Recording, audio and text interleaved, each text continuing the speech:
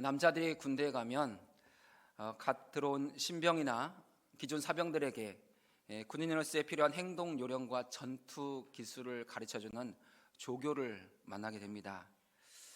그 조교들 가운데 시범 조교가 있습니다. 시범 조교는 자세, 행동, 기술이 탁월합니다. 그래서 칼 같다 이야기하죠. 또 각이 잡혔다 그렇게 이야기를 합니다. 그런 이야기 들어보셨죠? 그럼 보통 그 조교들의 탁월한 행동에서 나오는 거죠. 그리고 그런 조교들을 세워두는 이유는 그대로 보고 따라하도록 교과서와 같은 정석, 정답을 제공하는 것이 목적이기 때문입니다.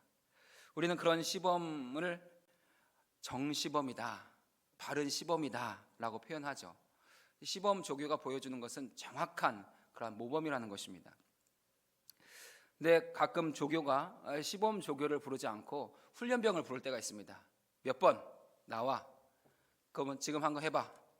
그렇게 말을 하죠. 그럼 그 훈련병이 하는 행동은 바를까요? 아니면 잘못됐을까요? 잘못됐기 때문에 불러내는 것입니다. 그렇게 불림 받아서 나오는 사람은 계속해서 동일한 부분을 틀립니다. 다르게 행동하죠. 그런 행동을 통해서 다른 훈련병들이나 다른 사병들이 뭐가 잘못됐는가, 그래 난 저보단 나은데 라는 그러한 것들을 배우고 또 자극받도록 그런 사람들을 불러내는 거죠. 우리는 그런 잘못된 시범을 오시범이라고 부릅니다. 우리 생활 속에는 이러한 정시범과 오시범이 가득하죠. 그런데 성경에도 이러한 정시범과 오시범이 가득합니다.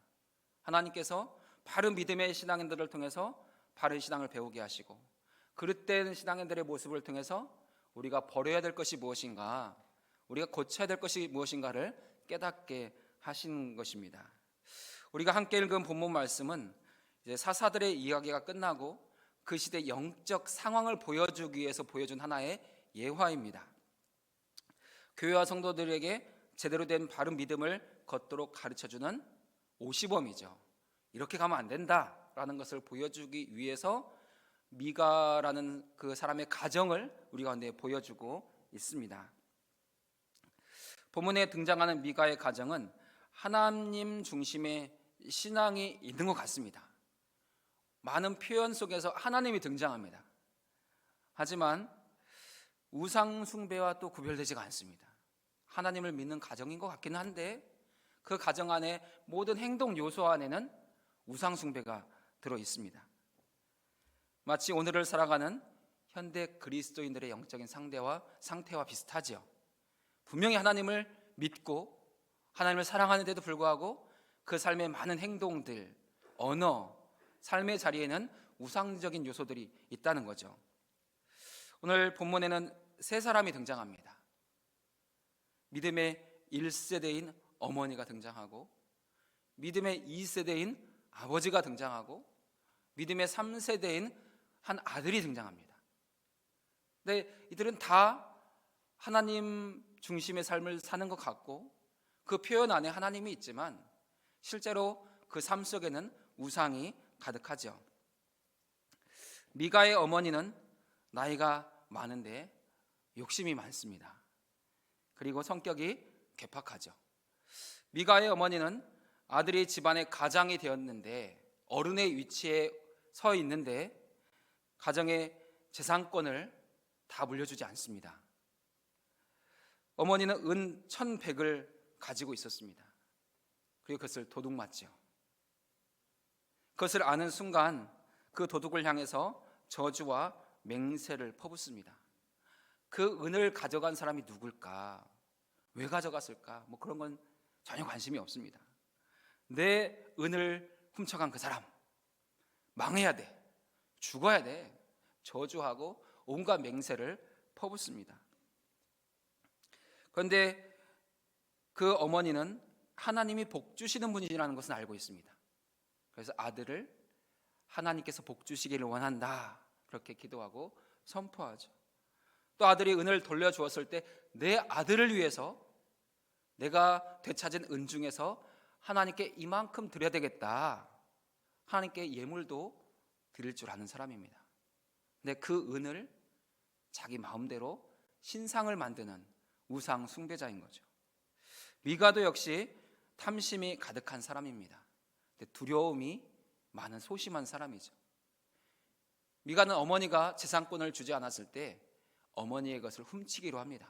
그래서 은 1,100을 몰래 가져다가 자기만 아는 곳에 두는 거죠. 은의 단위가 나와 있지는 않지만 성경학자들은 세겔로 보고 있습니다. 은 1,100 세겔. 당시 화폐의 가치로 본다면 매우 큰 액수입니다. 17장 10절에 보면은 이 미가가 한 레위 사람을 자기 집 제사장으로 삼으면서 주는 급료가 나와 있습니다. 1년에 옷 한 벌을 주겠다. 은 10개를 주겠다. 그리고 숙식을 제공하겠다. 그렇게 이야기를 해요. 이 미가의 집 제사장의 1년 급료가 얼마입니까? 은 10개예요. 근데 지금 이 미가가 어머니에게 훔친 은은 몇 개입니까? 은 1,100개예요. 이것을 무게로 환산하면 약 12kg가 넘는다고 해요. 지금 은의 시세가 1kg에 1억이 넘습니다. 그러면 12억이 넘는 어마어마한 액수인 거예요. 그런 돈을 훔쳤습니다. 사람의 급료로 따진다면 그 레위 제사장 한 사람을 100년 동안 자기 집 제사장으로 둘 수 있는 그러한 어마어마한 양의 은을 지금 가지게 된 거예요. 근데 어머니가 얼마나 저주를 찰지게 했냐? 아들이 듣고 깜짝 놀랐어요.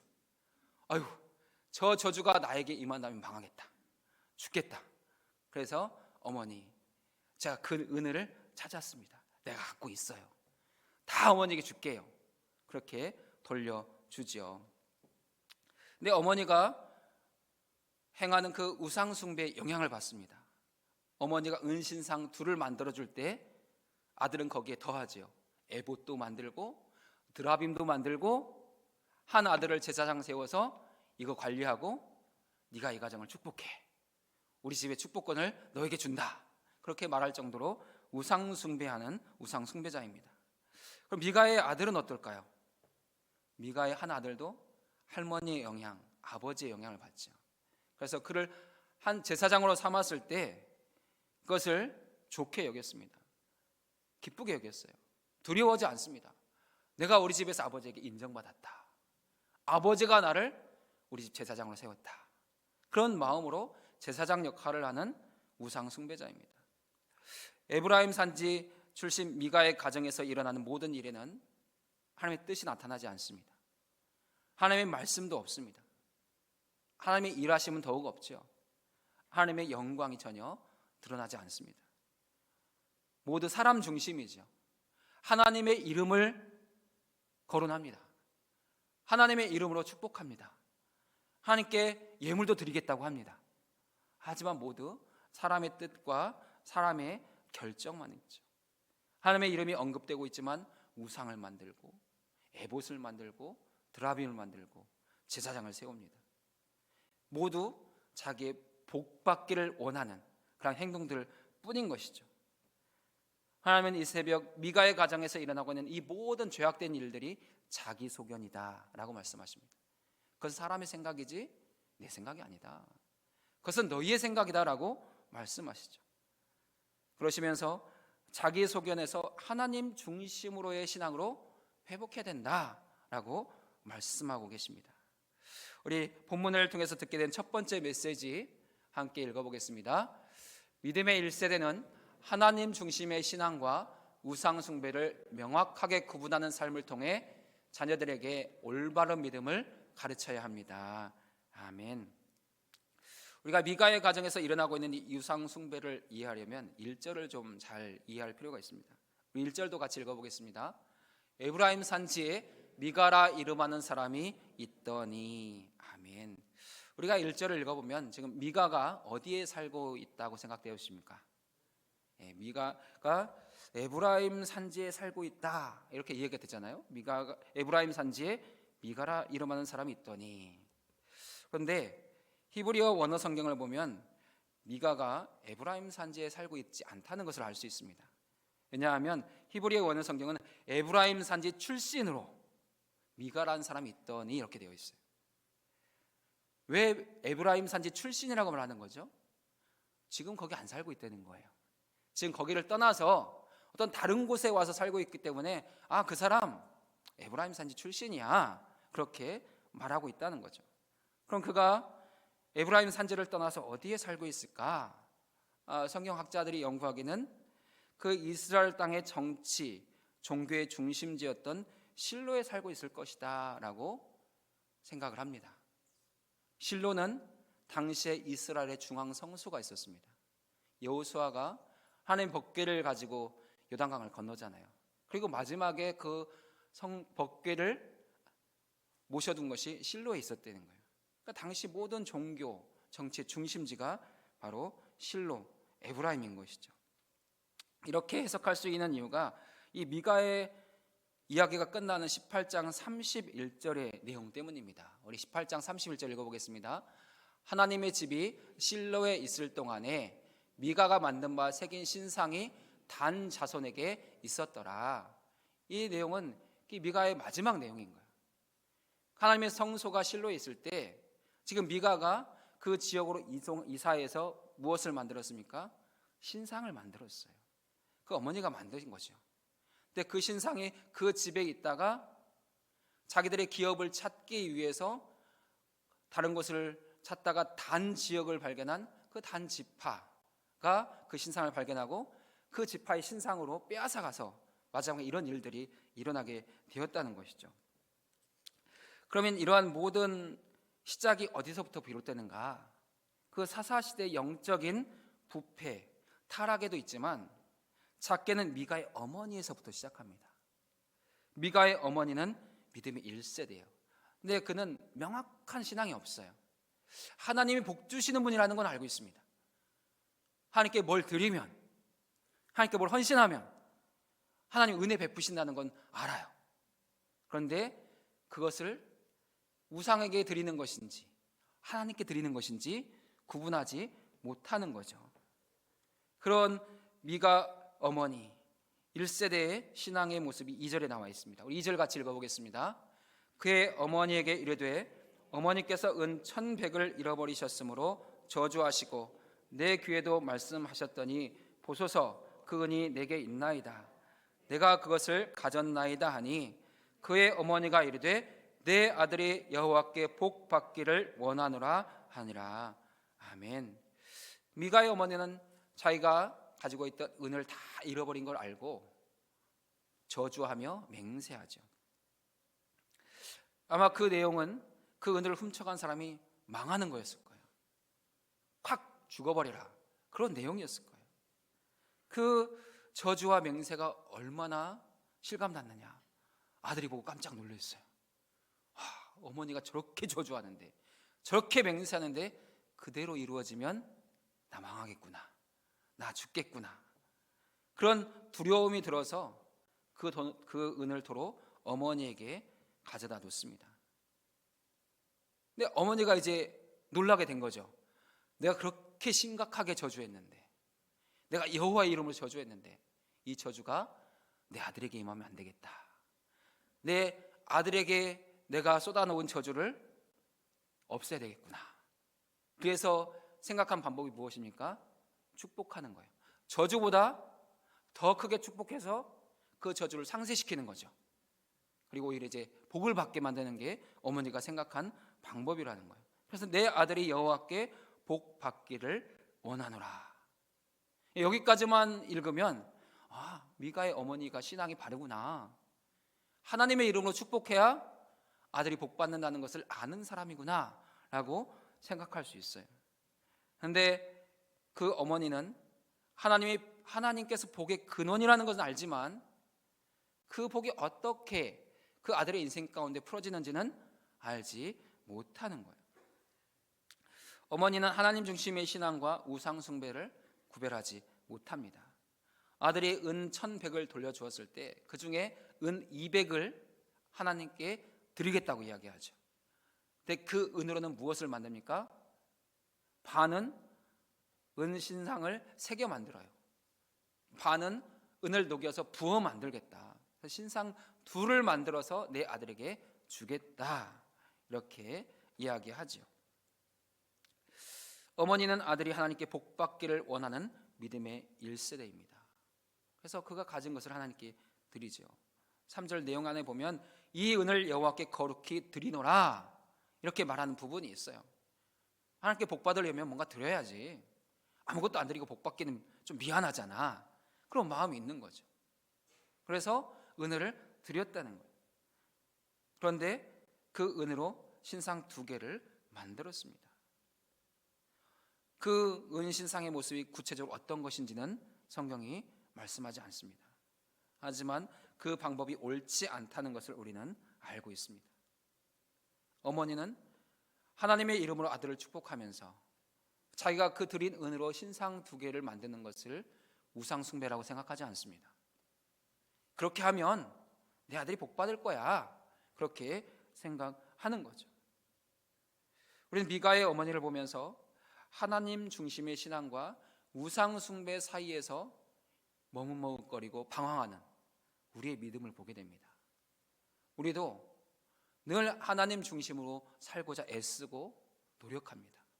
내 삶의 많은 자리에서 말하는 것이나 행동하는 것, 표현하는 것을 보면 우상숭배적인 요소들이 많이 있다는 것을 알죠. 우리가 기도할 때 하나님께서 우리의 가정과 자녀들을 거룩하게 구별하여 주시기를 기도합니다. 하지만 자녀들을 축복할 때는 하나님을 수단시하고 도구시 삼을 때도 많습니다.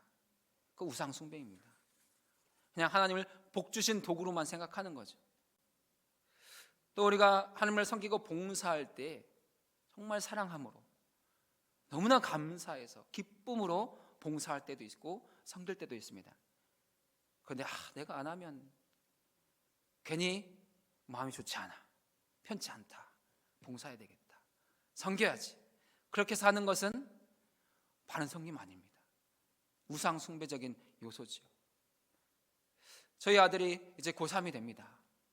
그래서 기도할 때는 하나님, 아들이 하나님의 뜻을 이루는, 하나님의 나라와 영광을 위해서 쓰임받는 아들 되기를 원합니다. 그렇게 기도를 해요. 근데 아이가 공부 안 하고 노는 모습을 보면 어떻게 할까요? 야, 너 그렇게 해서 대학 가겠어? 그렇게 표현하죠. 대학, 좋은 대학 가서 잘 벌고 잘 살아라, 그런 마음이 은연중에 드러나 있는 거죠. 그 우상 숭배예요. 너 그렇게 해서 하나님께 영광 돌리는 인생 살겠니? 하나님 기쁘시게 하는 인생 살겠니? 그렇게 표현하지 못한다는 거예요. 그냥 은연중에 너 좋은 대학 가서 잘 벌고 잘 살아야지, 네 덕에 나도 좀 잘 덕 좀 보자, 그런 마음이 막 묻어나는 거죠. 그 우상 숭배예요. 사실은 잘 돼야죠, 좋은 대학 가야죠, 좋은 직업도 가져야죠. 근데 그 목적이 거기에만 있으면 안 된다는 거예요. 그것을 통해서 하나님을 드러내고 하나님의 살아계심을 증거하고 주님을 높이는 인생이 되어야 되는 것이죠. 근데 우리는 믿음의 1세대로서 하나님 중심의 신앙과 이런 우상 숭배적인 요소들을 구별하지 못한다는 거예요. 이 새벽에 사랑하는 여러분의 영적인 분별력이 열릴 수 있기를 바랍니다. 내가 하나님 중심으로 살아가면서 우상 숭배를 끌어당기는 것은 무엇인가, 그것을 구별하고 버리실 수 있는 은혜가 함께 하시기를 주의 이름으로 축원드립니다. 이 본문을 통해서 듣게 된 두 번째 메시지, 우리 함께 읽어보겠습니다. 믿음의 2세대는 하나님의 말씀에 기초한 분명한 신앙 고백을 가지고 살아가야 합니다. 아멘. 하나님께서는 미가를 통해서 한 가정의 가장이 어떻게 그 믿음이 하나님 중심이 아니라 우상 숭배로 흘러갈 수 있는지를 보여주고 계십니다. 미가는 한 가정의 가장이 되었습니다. 모든 것을 판단할 수 있고 결정할 수 있는 위치에 있어요. 그런데 어머니에 따라서 흔들리는 그런 모습을 보여주죠. 4절을 같이 읽어보겠습니다. 미가가 그 은을 어머니에게 도로 주었으므로 그 은을 가져다가 은장색에게 주어 한 신상을 새기고 한 신상을 부어 만들었더니 그 신상이 미가의 집에 있더라. 아멘. 미가는 어머니가 아들을 축복하는 그러한 기도, 선포를 들었습니다. 또 어머니가 그 은을 들여서 내 아들을 위해서 하나님께 그것을 드려서 신상 2개를 만들겠다 말하는 것도 들었습니다. 만약 미가가 바른 신앙을 가지고 있었다, 그럼 어떻게 해야 됐을까요? 어머니가 그 은을 들여서 신상 2개를 만들겠다 이야기할 때 어떻게 해야 되죠? 말려야죠. 어머니, 그러시는 거 아닙니다. 신상 만드는 거 아니에요. 하나님이 십계명을 통해서 분명히 말씀하셨잖아요. 어떤 형상도 만들지 말라고 하셨는데 왜 신상을 만들려고 하십니까? 그러시면 안 됩니다. 말려야 됐죠. 근데 아들은 그 어머니의 하는 모든 것들을 말리지 않습니다. 오히려 어머니에게 신상 2개를 받죠. 그리고 또 뭐까지 하죠? 에봇도 만들고 드라빔도 더해서 만들어요. 그리고 자기 아들 중에 하나를 제사장으로 세워요. 이 미가가 원하는 것은 뭐예요? 그냥 복이에요. 하나님이 아니에요. 하나님과 교제하는 것, 하나님과 동행하는 거 없어요. 그냥 복만 받으면 되는 거예요. 그가 원하는 모든 것은 복, 또 복, 또 복이에요. 그냥 복만 받으면 되는 거죠. 그런 믿음은 기복주의 신앙입니다. 하나님을 이용해서 복 받는 것, 내가 잘 되는 것만 바라는 것, 그것을 기복주의라고 하지요. 그의 모습이 5절에서도 우리가 볼 수 있잖아요. 하나님은 그런 모든 것들을 오늘 이 새벽에 우리에게 경계하시고 끊어내라고 하십니다. 미가가 어머니가 주신 신상을 받고 에봇과 드라빔을 만들고 한 제사장을 세웠어요. 근데 분명히 그거 잘못됐다는 거 알고 있었어요. 그런데도 그 일을 했거든요. 근데 얼마 후에 뒤에 이어진 내용을 보면은 한 레위인이 자기가 거할 것을 찾다가 미가의 집에 와요. 사정 이야기를 듣고 단 데 가지 마. 내가 너 책임져 줄게. 내가 너에게 해마다 옷도 한 벌 주고 숙식도 제공하고 급료로 은 10개 줄게. 우리 집에 있어 라고 말하는 것을 보게 돼요. 그리고 그 모든 것이 계약이 잘 됐을 때 미가가 하는 고백, 표현이 있어요. 그것이 17장 18절인데 우리 같이 읽어보겠습니다. 이에 미가가 이르되 레위인이 내 제사장이 되었으니 이제 여호와께서 내게 복 주실 줄을 내가 아노라 하니라. 미가도 자기 아들을 제사장으로 세웠지만 누가 제사장 돼야 되는 것을 아는 거예요? 레위인이. 하나님이 말씀을 통해서 명령하신 바로 그 사람이 제사장이 돼야 그 축복이 바르다는 것을 아는 사람이에요. 그런데도 불구하고 왜 자기 아들을 제사장으로 세웠습니까? 그래도 없는 것보다는 있는 게 낫다고 생각했으니까. 아들이 제사장이 돼서 매일 온 가족을 축복해주면 복 받을 줄을 알았기 때문이에요. 그런데 레위인이 그 집에 왔을 때 그를 제사장으로 세우면서 이제는 여호와께서 내게 복 주실 줄을 안다, 그렇게 말하게 되는 것이죠. 그래서 그 모든 미가의 행동, 그것이 기복주의라고 말하는 거예요. 하나님을 통해서, 하나님을 이용해서 복 받기를 원하는 그러한 삶이 기복주의입니다. 왜 미가는 그러면 그렇게 했는가? 하나님의 말씀을 바르게 알지 못했기 때문이에요. 하나님을 바르게 배우지 못했기 때문입니다. 그래서 기복주의에 빠지는 거죠. 우리 미가의 기복주의 신앙을 보면서 그것을 오시범 삼아야 돼요. 그리고 나는 바른 신앙에 서 있는가를 점검하셔야 되는 거죠. 우리는 바른 신앙 고백을 가지고 있습니다. 우리 신앙 고백의 기준이 무엇입니까? 말씀, 성경이죠. 그 성경에서 나온 바른 신앙의 모범이 있어요. 그게 뭐죠? 예배 때마다 고백하는 사도신경이에요. 하나님이 누구이신가? 예수님이 누구이신가? 성령님은 누구이신가? 교회가 무엇이고, 성도의 교제가 무엇이고, 부활이 무엇이고, 영생이 무엇인가? 우리는 모일 때마다 고백하잖아요. 그것이 바른 신앙 고백.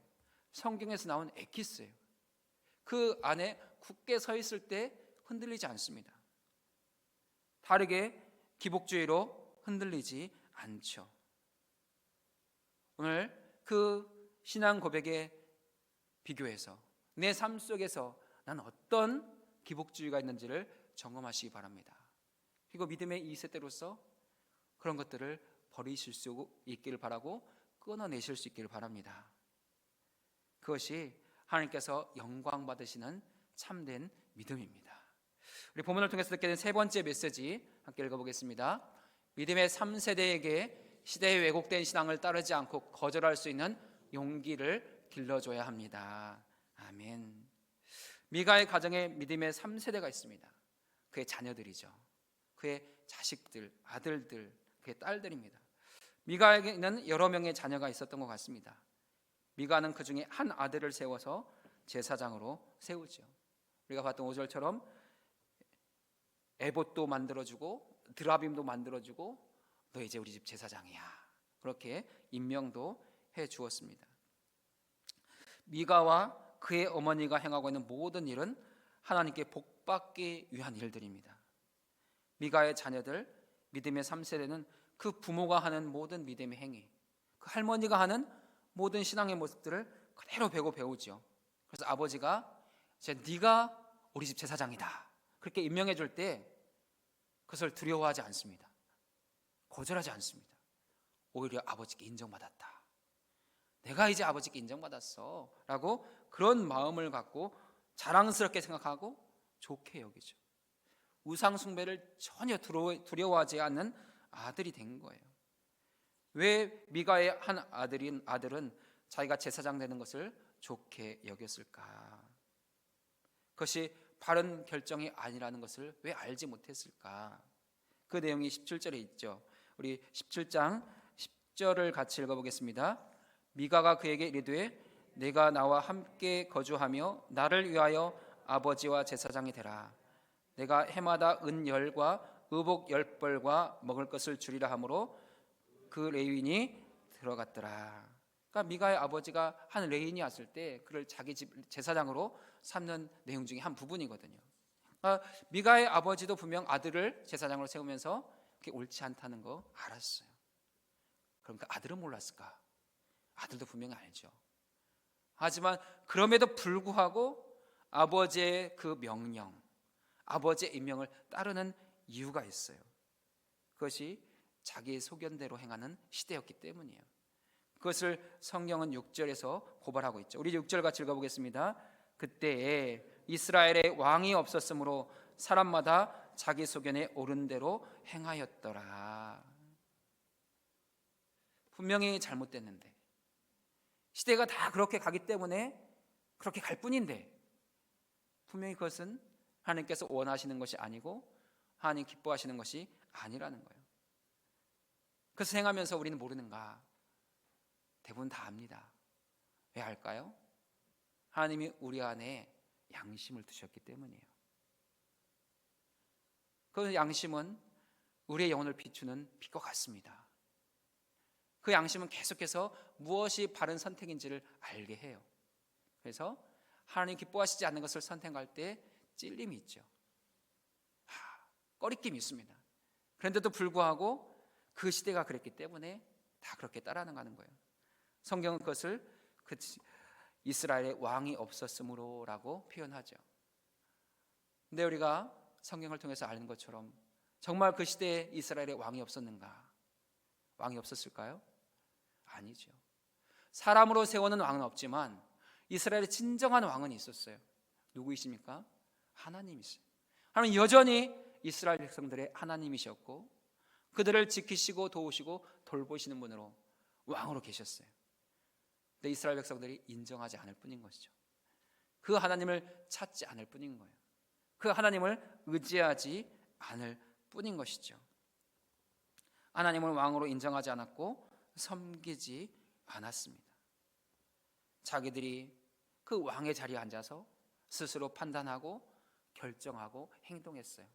성경 그것을 자기 소견이다라고 말씀하고 있습니다.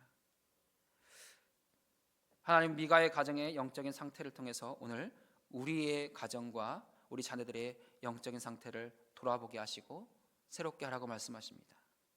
이 시간 미가의 가정을 통해서 우리의 가정과 자녀들의 믿음을 새롭게 하실 수 있길 바랍니다.